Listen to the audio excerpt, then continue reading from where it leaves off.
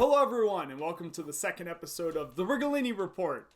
I'm your host, Chris Rigolini, the Director of Bands at the Highlands Ranch High School, and today's episode is entitled March Mania. We'll get to that here in a moment. First, I'd like to give you some updates and tell you about some happenings that are going on around town. Our Governor Polis, is meeting tomorrow with the leadership of several school districts to decide what's going on for the rest of the school year. There are several options on the table, and I would just be prepared for all possible outcomes at this point. We have no idea which way he is leaning and which way the CDC will recommend that we go. So for now, we're in a holding pattern. Also, if you haven't logged on to your Google Classroom site that's associated with whichever class of mine you were currently enrolled in, please do so as quickly as you can. There is an assignment up there for you to turn in by Friday, and on Friday I will post another assignment which will be due the following week. So please help us get to 100% attendance on the Google Classroom site. You can find the join codes, the class codes, on my website, my school website that is, at bit.ly/Rigolini HRHS. Keeping up with a couple of traditions we've established on the program, I presented a joke on Monday about a plagal cadence that of course involves the 4-chord moving to the 1-chord. Well, I have to congratulate Brad Baum for responding with a wonderful joke of his own. He said if we change the 4-chord to a 5-chord and then move to the 1, then my joke would have been perfect. Of course, he's referring to the perfect authentic or perfect inauthentic cadences we use in music theory. Sound a little like this. 5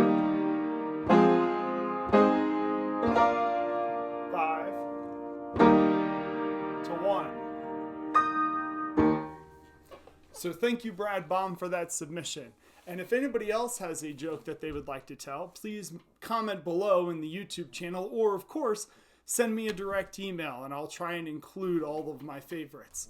Today's joke is in honor of Brad, as he is a mandolin and lute player and guitar player. Today's joke is, why did the burglars rob the music store? For the loot! Of course. So thanks again, Brad, and keep those jokes coming, everybody. Our episode today is entitled March Mania. Now, March Mania is a term that is, of course, a play on words from the college basketball tournament March Madness. Now, for all of you sports fans out there that are unable to watch your favorite sports teams this season because of COVID-19, let me reassure you there is still a competition going on. It is presented by the U.S. Marine Band, the president's own band, more specifically, and they hold a contest each March that goes into the beginning of April called Sousa's March Mania. Now what happens is there's a bracket system set up with different Sousa marches, and this year they've included marches written by other composers as well, and we, the people, get to vote between the two marches in the bracket. The march that gets the most votes, of course, moves on to the next round. So you too can participate in March Mania. If you simply go to the Marine Band website and click on the March Mania tab, you can participate by listening to the two marches that are up for today's competition, today's battle, if you will, and you can see what's been going on in the brackets so far. If you would like to follow along with March Mania and everything else the U.S. Marine Band has to offer, just simply go to their website. The website is marineband.marines.mil. I would be remiss if I didn't tell you a little bit about Sousa himself. Of course, we're referring to John Philip Sousa, the March King. He was born November 6th, 1845 in Washington, D.C. He grew up in D.C. and studied there, started his career as a violinist of all things, and a conductor. He enlisted in the U.S. Marine Corps in 1868 as an apprentice with the United States Marine Band. He rose through the ranks and eventually became the principal conductor and a composer for the Marine Band, and held that post between 1880 and 1892.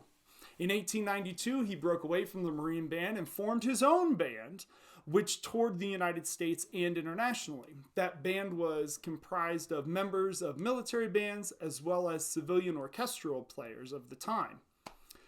Sousa did serve in World War I at a training post, and unfortunately he died in Reading, Pennsylvania on March 6, 1932. Throughout his life, he wrote 136 military marches, which earned him the title, the March King.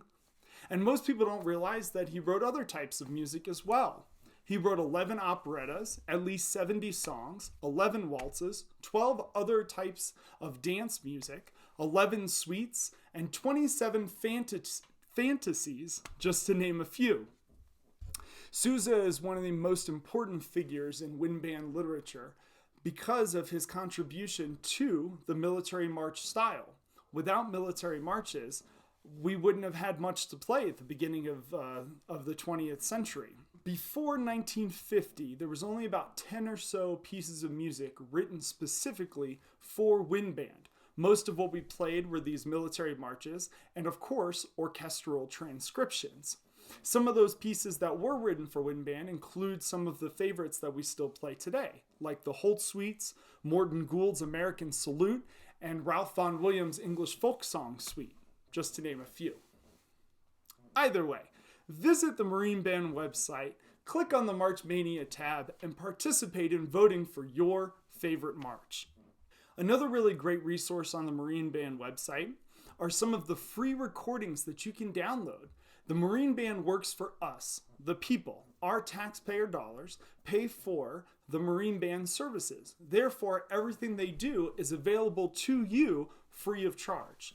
Simply go onto their website, click on the recordings tab, and you can download as many of the recordings as you like. There is no limit. You could also, if you were looking for a specific piece of music, call their office directly and they can send you a CD of that recording, or in some cases, if licensing will allow, send you a PDF of the piece of music itself. Yes, you can get free sheet music from the Marine Band. I've done this in the past and they're wonderful to work with. So please take advantage of the Marine Band website. Again, their website is marineband.marines.mil. Have fun exploring that website. Do take a moment, though, to continue your own personal practicing. I can tell you that I've been practicing myself. I've been playing the piano.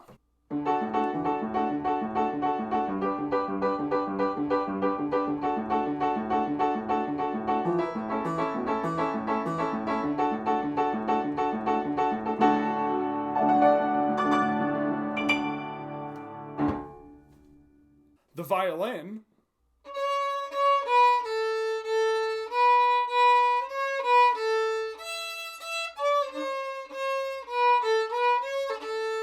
And of course, my trombone.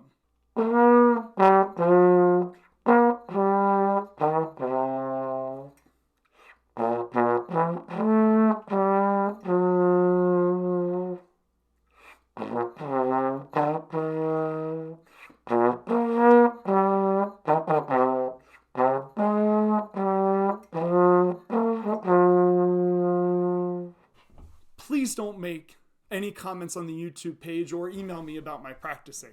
I know I need more practice, and I bet you do too.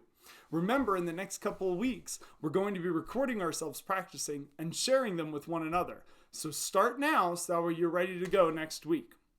A neat idea for practice that I've shared with you before in the past that I'd like to remind you about is something I call commercial practicing. What this is you can sit in front of your TV. It doesn't work with Netflix. Sit in front of your TV and watch a regular old program. When the program goes to commercials, simply mute the program and practice through some scales or a passage of a piece of music that you're working on, or something that you can do for a couple of minutes. When your program comes back on, unmute the TV and simply watch your program. That way your practice time is divided up into smaller segments and you're not so frustrated doing the same thing over and over again. This gives you a little bit of a mental break as well as a break for your chops. I can attest from all of my practicing that I need a break sometimes too. So use the commercial practice method if you're stuck in a rut with your practicing. Well, I think that's just about it for today's episode. I do have a challenge for you before you go. Besides visiting the website and continue practicing and sending in those musical jokes, if anybody can name the song that I use in the introduction and in the exit music of this program, not only will I give you some extra credit, but I'll give you a shout out on our next episode. So do email me your submissions of your funny jokes and what you think the intro song is. I'll give you a hint. It's written by one of my favorite composers. Join us next time where we'll be talking about transcriptions. Transcriptions of orchestral music. Why do we care? How do they work? Where do they come from? We'll answer all of those questions and more in our next episode of The Rigolini Report. Until then, happy practicing!